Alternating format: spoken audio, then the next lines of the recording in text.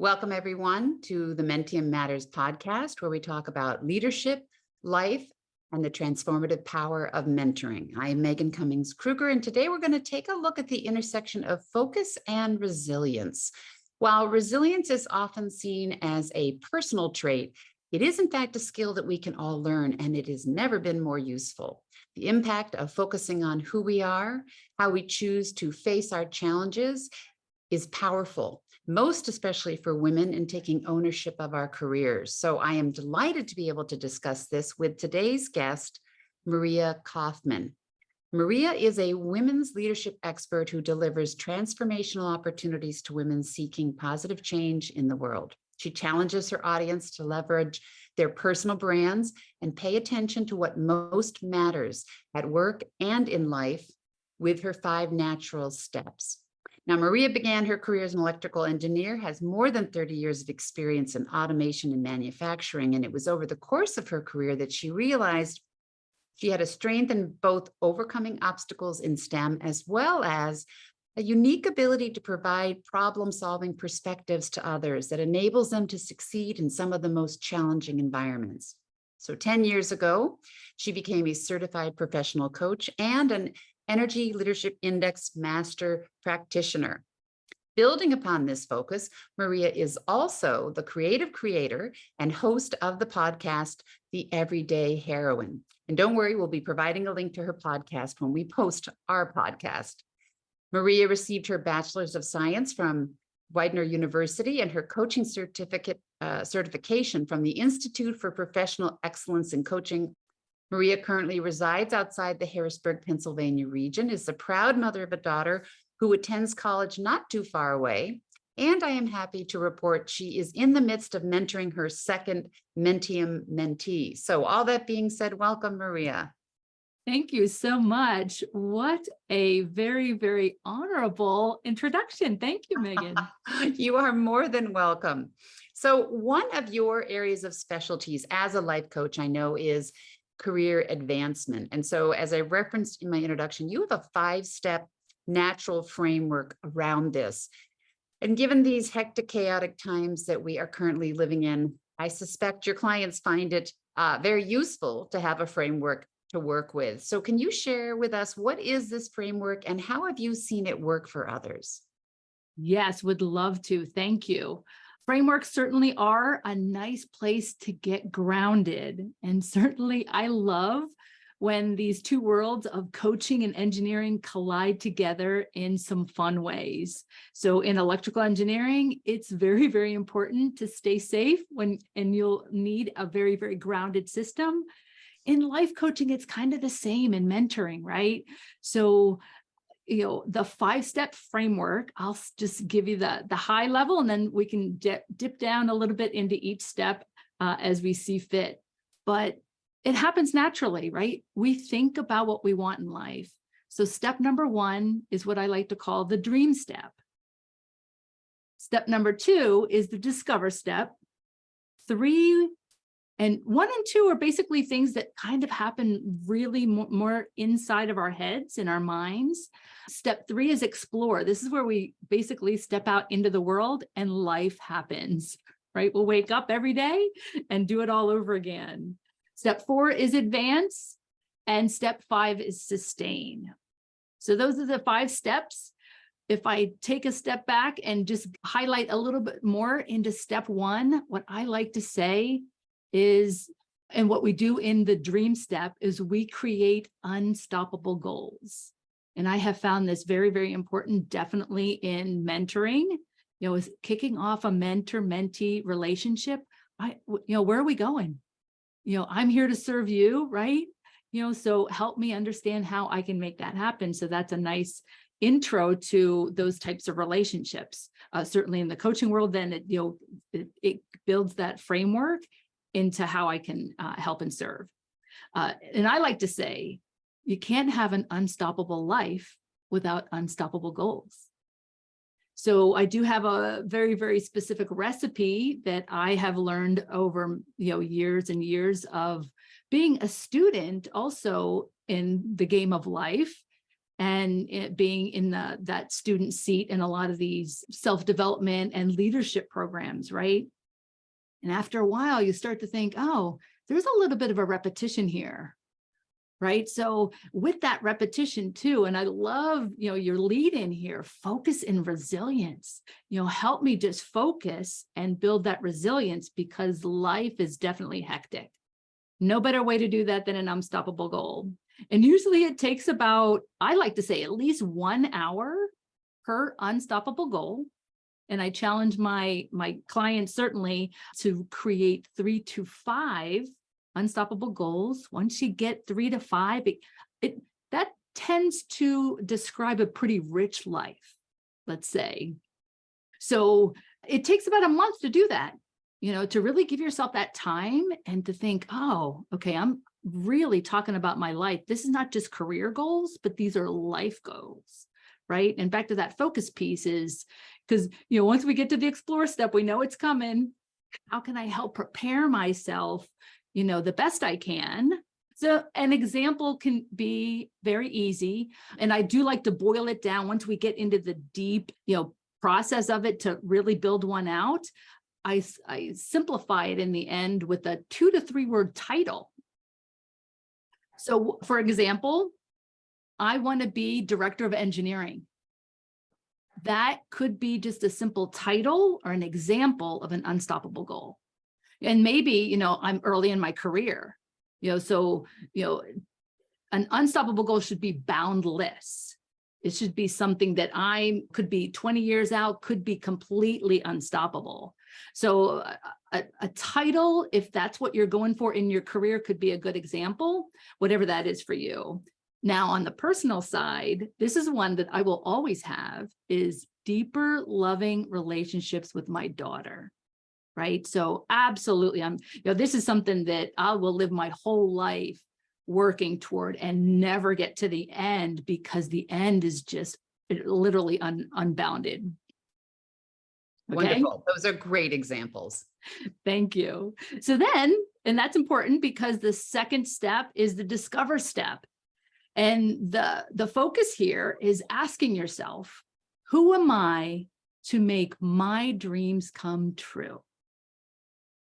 It's kind of simple, but it can get distracting out there in life. Before we go play in the world and explore that question, I like to tickle that out.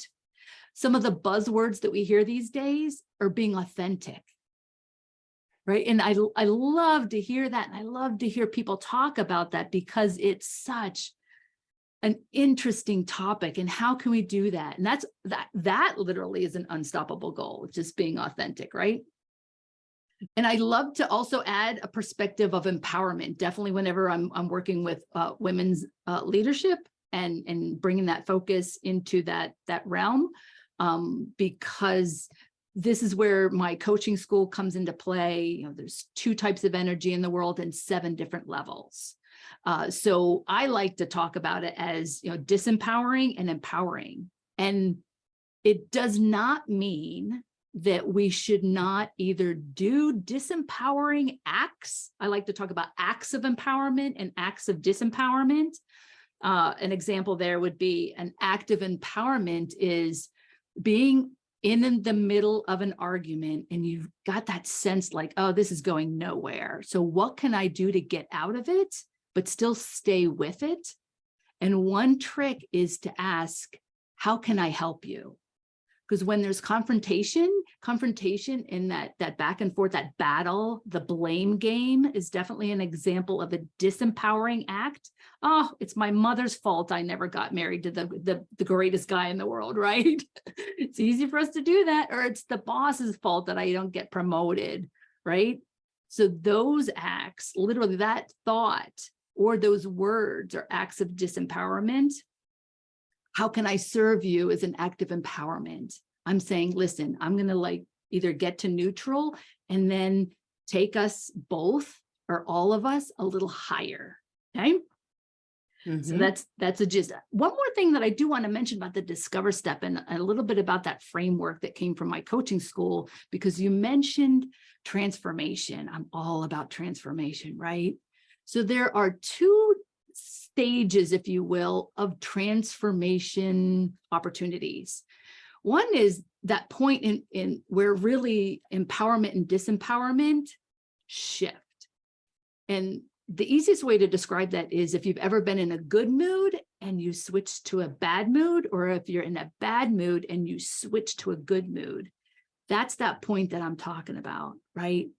Sometimes it's just time heals all wounds, and a bad mood will just kind of have its way of dissipating if you just give it time. But that's one of the transformational levels, because if we can grab a hold of that special place, right? I mean, who wants to stay in a bad mood? And maybe you do. I'm not going to judge.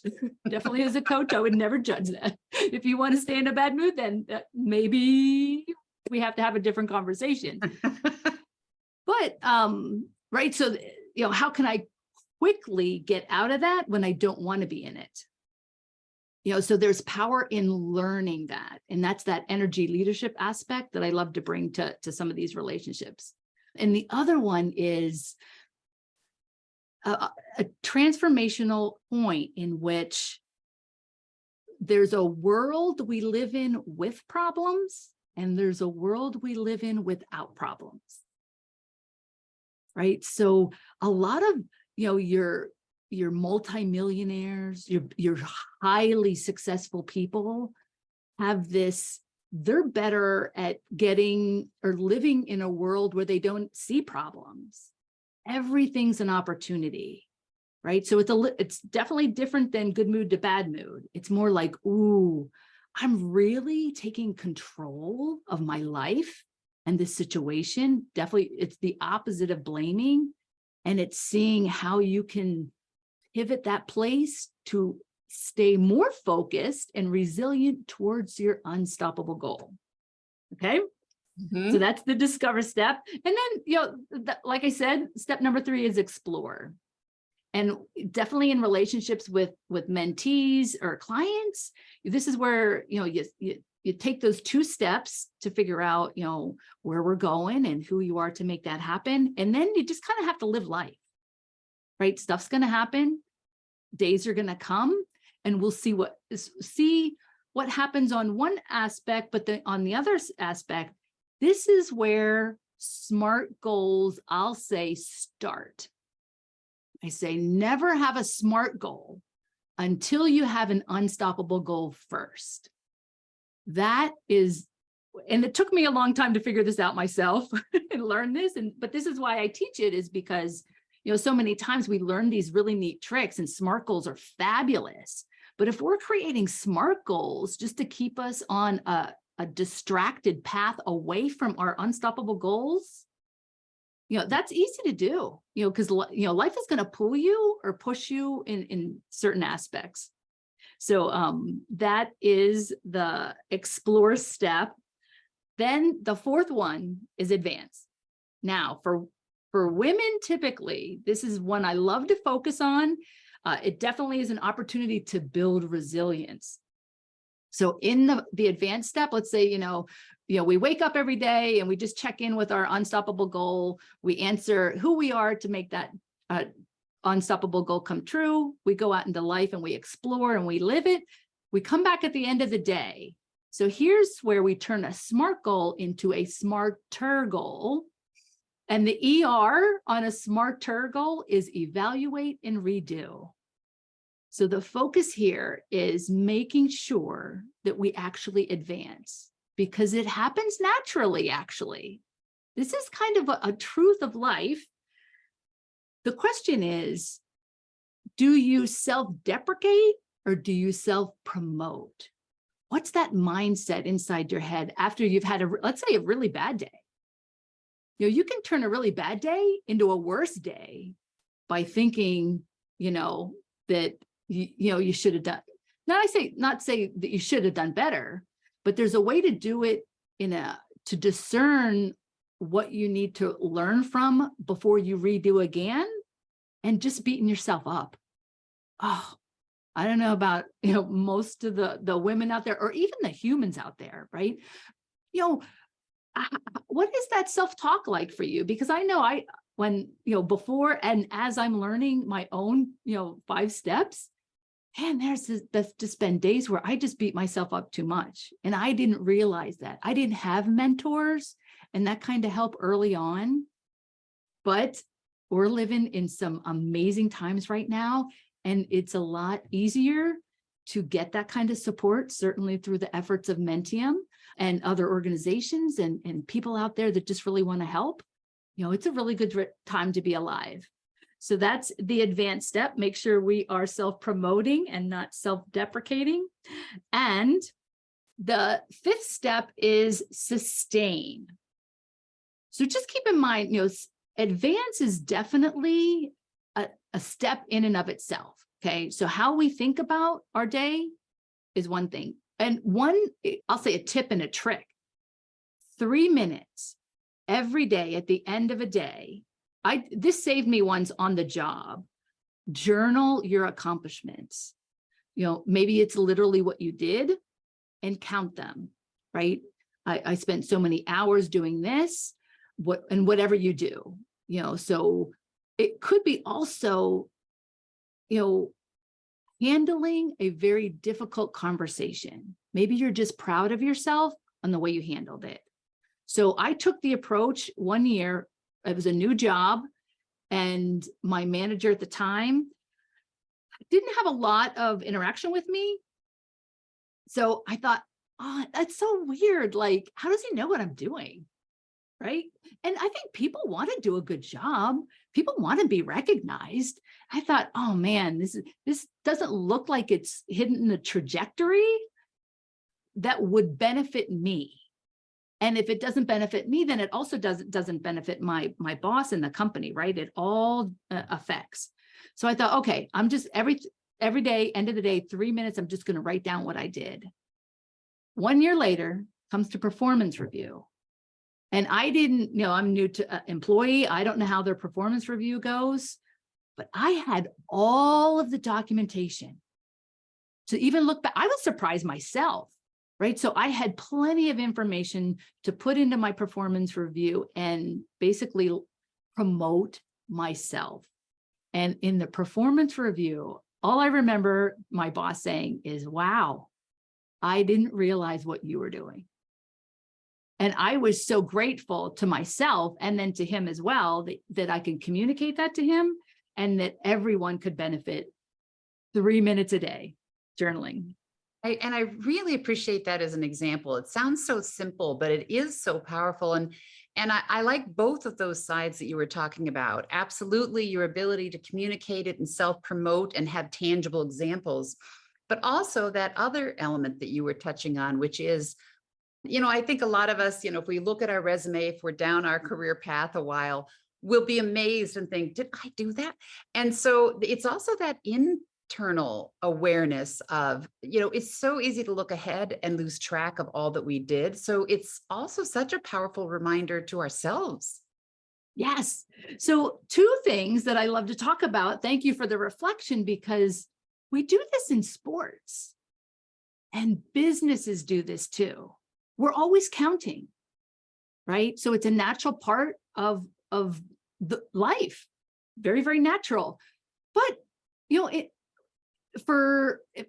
I go back to my example on this deeper loving relationship with my daughter, right? So it doesn't feel natural. Like, I'm not going to count the number of text messages that I sent her, the number of phone calls, right?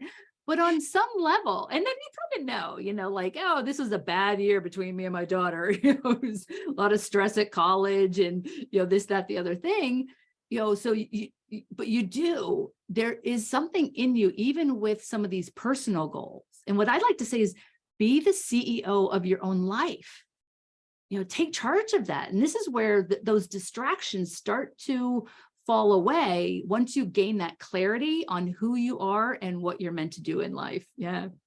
Well, and this, I think, is a great time to, you shared the structure and what you have found that has really been powerful as a coach. I'd also like to hear a little bit more about how you got here as far as where you are now. So as I said at the beginning, female engineer, worked in the field for 30 years, loved the analogy of the electricity and the grounding. Excellent. but also that along the way you've shared, you really found out your passion is contributing to the world, helping women by finding more joy in their lives. So I'd love to hear how you realize this passion. And also, I would say, having realized this passion, I imagine you've learned an awful lot, both through coaching as well as your wonderful podcast.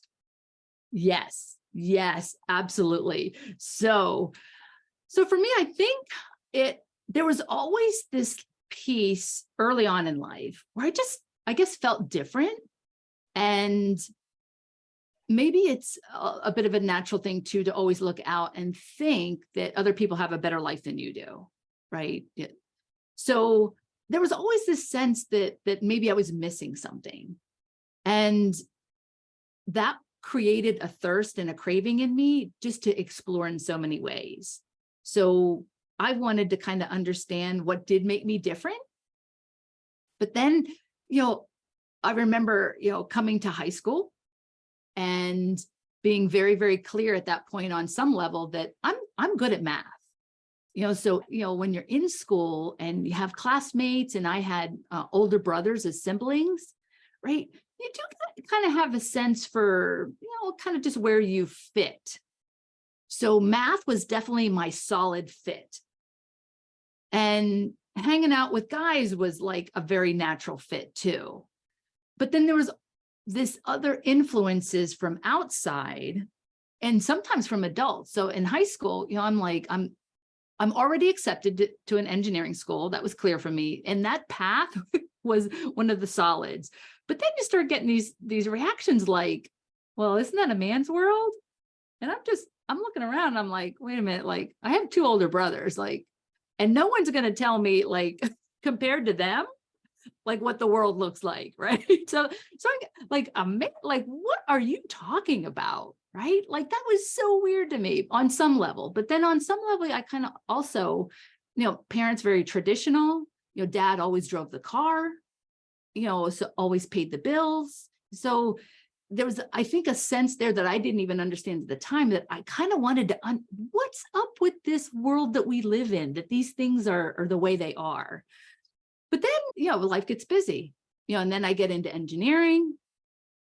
And as soon as I did my co-ops in college and I, got into the workforce, steel-toed shoes and hard hats and problem solving and manufacturing and these environments, they're loud and clunky and, all that they are. I was like, oh, this is like home for me. Right. So that once again, there's this part of me that's like, oh yeah, this is so right. But then it's like, all right, why am I the only woman in the room? And repetition and repetition. And then you fast forward it 20 years later, I'm just not, I'm just trying to live life. You got bills to pay, you got life to do, having fun here and there. And I came across a TED Talk that talked about, and I really felt in that time, that I had arrived. I got my career and I'm out here doing it. Right. And I really felt like I was meant to change the world. Right. So I kind of felt like I was on that natural path to contribute. Until I came across this TED Talk that mentioned between 2000 and 2008, I think they mentioned that we were losing like 70% of our women in STEM fields, or maybe even engineering specifically. I don't recall all the details. That broke my heart because I felt like, here I am. I have an unstoppable goal to be a woman engineer. I know who I am to make that dream come true. I'm out there doing it. And I really felt like, there'd be this wave of women behind me. Just 20 years later to look back and be like, oh, my girlfriends all left me. What's up with that? So, some of these things kind of, evolve even, the path evolves. So I wanted to explore that. And that was definitely the point at which right before I started exploring life coaching and diving into leadership like full tilt. I was just like, okay, enough of the whole engineering thing. Got that down. Like that's the easy part, right? I know how to problem solve. I know how to get, all the things. So that became a good 10 years because I'll say it's closer to the 15-year mark of that part of the journey. The first 10 years was just consuming all these things to a point where I wanted to understand the root of it. Whenever we do root problem solving, I wanted to get to the root. I wanted to have something like that, the 5-step framework that could literally apply to anything. And it took me a long time to get to the true bottom of it, I felt. Yeah. So I kept thinking, oh, this next one thing is the one thing that's really going to do it. And one more thing. And I'm like, oh, there's so many things out there. They're so exciting. And they can be distracting too. And yeah, I just really wanted, and I felt like I needed to get to the bottom, because I felt like in my lifetime that I then needed to be able to understand my own life in a way that I can talk about it with others, share it with others, and then on some point, really reflect. So the podcast was a labor of love for sure. And it wasn't until I started interviewing and seeking out all these other women engineers that I finally realized that even though I'm the only one sitting in this room, I am not the only one and the only woman sitting in a room by herself with other individuals, right? And that was really, really powerful. So it was a little bit of hindsight. So 10, 15 years ago, I felt like I was on this path. There was something inside of me that needed to have an answer. I had a question, I needed the answer. And then the podcast, it kind of was really like, I didn't talk in too much detail about step 5, the sustain step. So the sustain step is kind of like that moment in time where we get to the end of the day and we have to regenerate in a way that we can get up tomorrow morning and do it all over again, fresh, because the bad days can kind of beat us down a bit. So, the podcast really was that, a little bit of that paying it forward. I want to share not only my story, but I just want to hear the stories from these other women. And oh my gosh, they blow me away. So I'll categorize it, if I may, I'll say it's more age or career development phases, right? In the early stages of a career, there are some amazing women out there entering careers in the STEM fields. They get it and they are primed and ready. So that was really, really validating for me to be like, okay, my presence in this career was really worth it. Even if there was a gap there, that we might have lost some people, things have a way to correct. So cool to hear from these women, these young women that really get it.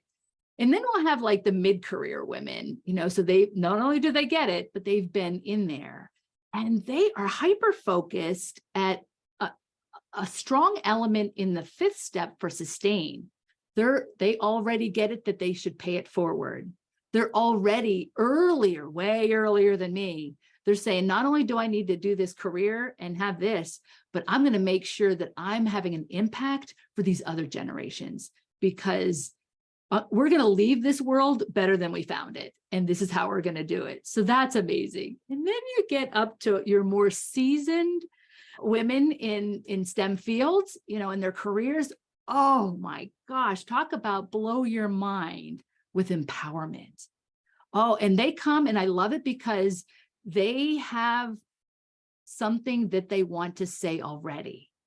And they say it in the most beautiful of ways. And I say the most beautiful, so some of the seasoned, women that I've had on interviews, they will talk about the good, the bad, and the ugly.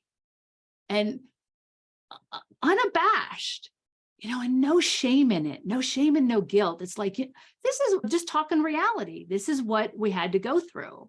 And that gives the opportunity then to once again say, oh my gosh, I wasn't the only one that had those things happen to me, So that's yeah. Well, and it reminds me, I know anthropologists, all their research, they end up concluding the most important thing that every human wants to know is that they're not alone. And so all this work that you're doing, including the podcast, is absolutely achieving that. Yeah. The other thing I want to touch on with you, because we've even seen it in action earlier. Many of us talk about these challenging times. And I noticed a little earlier, you said, this is such an opportunity. And part of resilience is being able to reframe with positivity, not Pollyanna, but just reframe with positivity. It reminds me of, I don't know if you ever saw the old Mary Tyler Moore show, but one of the characters, Ted Knight, had a heart attack. And so, and then he was a changed man. And he said, it used to be I'd get up, I'd have breakfast, I'd go to work, I'd come home and go to bed. And he said, now I get up and I have breakfast. And it was such a wonderful example of how are you framing things. So you are known, of course, and I have to believe that part of that ability to reframe has allowed your strength in being able to overcome obstacles, that you're able to remain, most of the time at least, positive in tough situation. So was that something that came naturally to you? Was that something you've learned along the way? Ooh, not only have I learned, but I continue to learn. And I'll just also include in there that I am quick to go to battle and bring out the fight when the influence coming at me is disempowering and meant to disempower me. Right. So it's an interesting dynamic there, right? Because like the Pollyanna, not just positive, but right? So if we get trapped into this idea that everything's supposed to be perfect, and I'm definitely a perfectionist, I almost had to be, being the only woman in the room.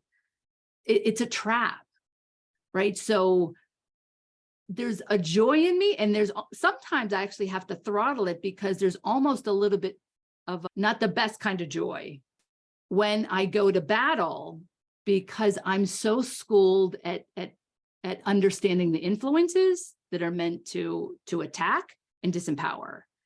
But at the same time, that's where I understand that everything that I have been through is putting me in this moment for a reason with this person to go to battle. So it's okay, right? It does need to come with a lot of compassion, a lot of compassion for this other person who's less equipped than I am. I have to kind of know that and handle that appropriately, because I want my behavior to define me. It's the only thing that can. And I realize that other people's behavior is going to define them. Right. So, yeah. So we could talk forever, clearly, but I do just want to close with a couple questions. And this next one is the catch-all, because I've been peppering you with questions, but I want to make sure you're able to share what we haven't touched on. So what would what would be your advice to up and coming leaders? That classic, what do you know now that you wish you'd known then? Obviously, a lot of this we've covered, but what have we not touched on? My biggest advice at this moment in time is to get in touch with intuition. Intuition is a game changer, and it's something that everyone has. It is something that you can cultivate, but it is something that you need to cultivate. And I would suggest a journal, to tap into that, because a lot of times it's like, oh, is this my ego? Or is it my intuition? Like you do have to kind of dial that in and have a sense for it to help it. And I say help it, it's like a relationship, right? So you want to have that relationship with your intuition, because I think that's the level up for the future of leadership. I think it's highly important for anyone that is going to be in leadership positions that are truly making progress and creating positivity and leaving the world better than we found it. We need more people with that sense. That's my advice. I love that. And so I imagine it's, I keep thinking it's never been more important, because we are all in such a fast pace that, pausing, I forget what the exact quote is, but it's something along the lines of, I kept chasing, and then when I finally stopped, it caught up with me, the wisdom. So I think about how important it is, again, with your focus, is being able to pause and listen to that intuition that's probably been knocking on the door. Yeah, because the how-tos are only going to get you so far. Mhm. You're going to be in a heated situation you've never been in before, and you're going to want a source that you can trust. Yes. Yeah, absolutely. All right. Final question for you, Maria. Um, and this may be hard to pick, but do you have a favorite quote or motto you'd like to share? I do. It comes in the form of a motto, and I say more joy, more respect. Ah, that really captures it. Excellent. Yes. Maria, thank you so much for sharing all of your insight and your experiences and just reminding us of how important it is to really pause and listen to ourselves and be intentional about how we are interacting with the world, but also interacting with ourselves. It has certainly been a pleasure. And just another plug, because that fifth step, once again, sustain, is doing what Mentium does and helping people with these relationships is so crucial. It's certainly an opportunity to be a mentor. Definitely glad to have it, and wish I had one whenever I was younger. Yes, thank you so much. And we hear that so much from our mentors. Many are passing it on, but so many are those wonderful personalities who wish they had it and know how meaningful it is. And yeah, I think we're all doing very meaningful work, and we're very fortunate to do that. Yeah. I also want to thank all of our listeners for joining this Mentium Matters podcast. If you enjoyed this episode, please feel free to share it with friends and colleagues. And again, when we are posting this podcast, we will also, of course, include Maria's podcast link as well. If you are interested in additional resources, you can find our show notes on the Mentium website. And we look forward to having you join us for our next inspiring conversation.